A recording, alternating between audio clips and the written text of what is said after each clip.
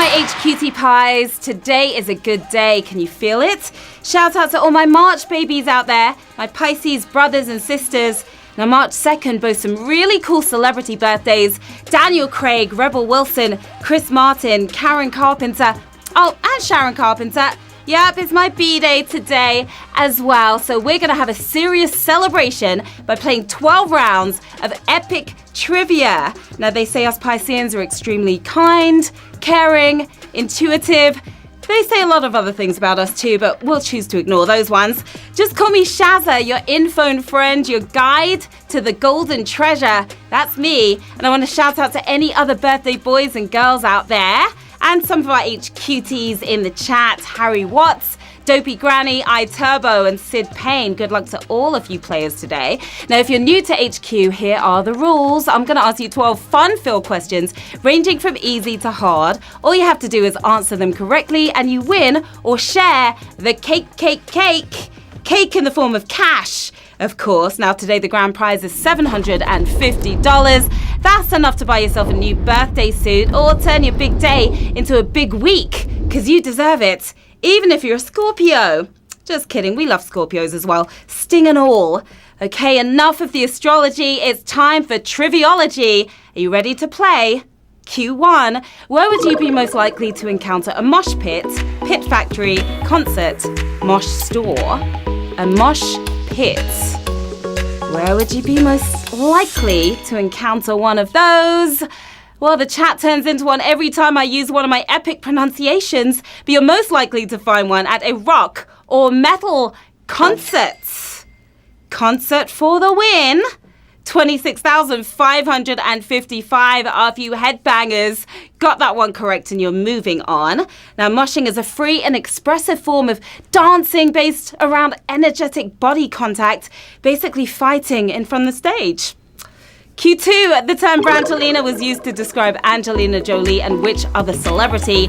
Brian May, Brendan Cole, Brad Pitt. Brangelina. The term used to be used a lot. She's been quiet recently, but her career isn't in need of the Strictly treatment. Brendan will have to find another partner, because it's Brad Pitt. Her ex, Brad Pitt, of course. 26,118. If you don't need that plan B, you're still on plan A here. Now, the couple filed for divorce in 2016, yet lawyers are still deciding who gets which half of the Brangelina name. Big fight going on over that. Hello out there in the chat to all of you towns that rhyme with snow. We've got Glasgow, Harrow, Hello Island, Dublin, Cork, and Galway as well. I see you too, Dundee, Leicester, Birmingham. It's a full house right now. All right, moving on to Q3. Which of the following birds is able to fly? Andean condor, kiwi, penguin. Andean condor, kiwi, or penguin is able to fly, spread their wings, and fly. Which bird is the right bird?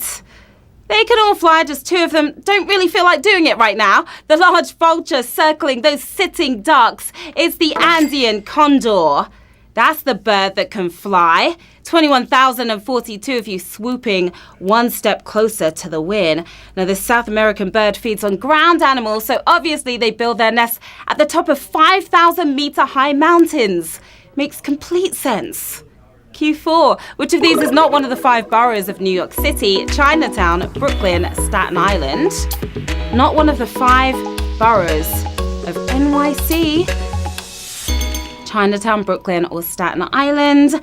Great food, great culture, and a great nightlife. It may not be a borough, but it's all going down in Chinatown. Chinatown here for the win on Q4. 15,389 city slickers got that one correct. There are actually 3 different Chinatowns in NYC, as it's just the nickname given to a place in the city where Chinese people live and work. Q5, which sport inspired Stanley Kubrick's choice of outfit for Alex in A Clockwork Orange? Fencing, polo, cricket. Which sport? Have you seen A Clockwork Orange? One of the best movies. Love that movie. He may have behaved like a football hooligan, but he dressed like a gentleman, bowler clothes, and a hat to match. It's cricket. Cricket is the sport that inspired that outfit. Oh, wow! Savagery! Completely savage right there here on Q5. Lost 10,000 of you players just like that. 2,339 of you still in the game, and hats off to you guys. Now, actor Malcolm McDowell accidentally designed his own costume for the film when he turned up to set one day in his cricket whites. Q6. Which of these desserts contains cheese? Tiramisu, panna cotta, zabaione. Tiramisu, panna cotta, or zabaione contains cheese. I've always said you can't have a dessert without cheese, but 2 of these puddings are proving me very wrong right now. The dairy delight here, however, it's tiramisu. Delicious. Decadent. Tiramisu. Another savage question. Back to back. Savage. Double savage. Double the savage right there. Just 402 players left in the game with that sweet victory. Now, this classic Italian dessert translates into English as pick me up. And I don't need to be told twice. Not when it comes to tiramisu. HQT's in the chat. I'm about to ask you a question with 2 magical words. Favorite dessert. What's yours? I'm sure some of you are dreaming of some tiramisu right now. How about cakes, pies, something imported like macaroons, or as simple as jam donuts? Your favorite dessert. Who's hungry for Q7? Here we go. Which organization's motto is Nations shall speak peace unto nation? United Nations, Commonwealth, BBC. Whose motto? Nation shall speak peace unto nation. It suits the UN, but they've got a whole poem for theirs, wishing peace to all of us, but only if we pay the license fee. It's the BBC. BBC, that's their motto. I cannot even believe this right now. Triple savage here. Triple savage, treble savage. 50 players still tuned into the game. Now, it was briefly replaced by the word whosoever in the 30s, but both the original motto and some common sense were restored soon after. Just 50 players left. Unbelievable. Q8, which tech project focuses on digitizing the world's books?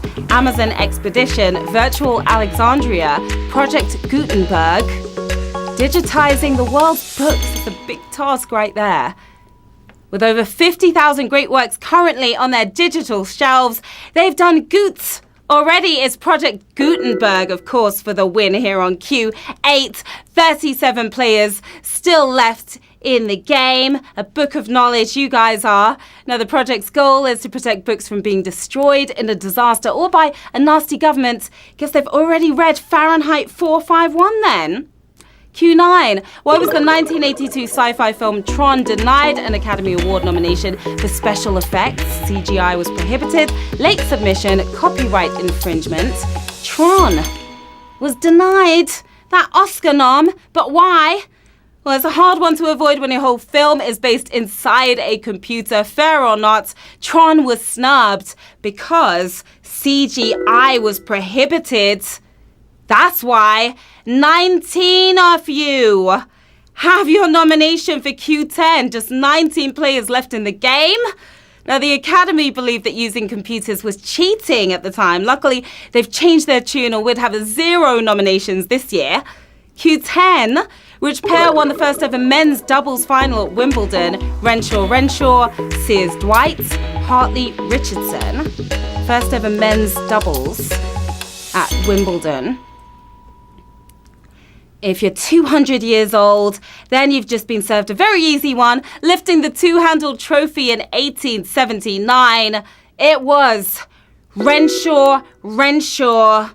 That's who. 7 players left in the game. Moving on to Q11. Now, the Renshaw twins won it 7 times, but even they pale in comparison to the tournament's favourite double act. Strawberries and Cream wins every single time. Q11, 7 players. Which of these drinks was devised by a London oyster bar owner in the 19th century? Beefeater gin, Pimm's, ginger beer. Which of these drinks? Who's thirsty for the win right now? Originally designed to accompany the shellfish he sold, the recipe has remained a closely guarded secret to this day. What time is it? It's Pim's o'clock. That's what time it is. Pim's o'clock, and we have 4 players who got that one right. So glasses down, because we are chugging on to the final round. 4 players left in the game on this, our Q12, our toughest question of the game. $750 at stake right now. Who's going to take home the win? Q12, which was the only airline apart from BA and Air France to run supersonic Concorde flights, Qantas, Singapore Airlines, Cathay Pacific. Supersonic Concorde flights. Good luck to our players in the game. All right. To get around landing restrictions at JFK, this airline briefly ran a flight to and from London in the 70s. Sounds like a joke, but this service was partially cancelled due to noise complaints. Going supersonic. Singapore Airlines for the win. And we have 2 winners, my lovelies.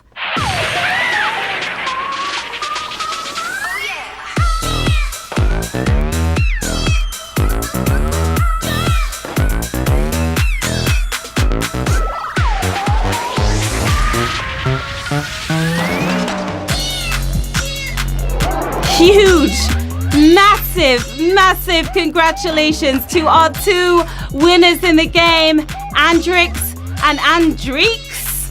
That's a coincidence right there. $375 the 2 of you are taking home. Wow, what a game. You survived the triple savage right there. What are you guys going to do with that cash? You could afford in-flight supersonic Concorde Wi-Fi with that kind of money. Take the crew out for a week's worth of dim sum. There is so much you can do with that $375 USD. Nice one, players. That was another epic run, guys. You came, you stayed, you slayed. I'm Sharon Carpenter, and thanks for helping me celebrate my 21st birthday again. In between shows, you can hit me on the socials right here to say hi. I always look forward to hearing from you. Now, of course, we have another game coming your way at 9 p.m. with more treats to give away. So I'll see you right back here in a few hours. And just remember, guys, you are awesome. See you in a few. Woo!